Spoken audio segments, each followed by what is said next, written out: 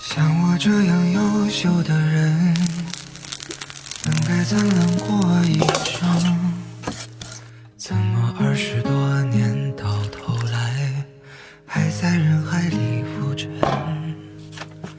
像我这样聪明的人，早就告别了单纯，怎么还是用了一段情去换一身伤痕？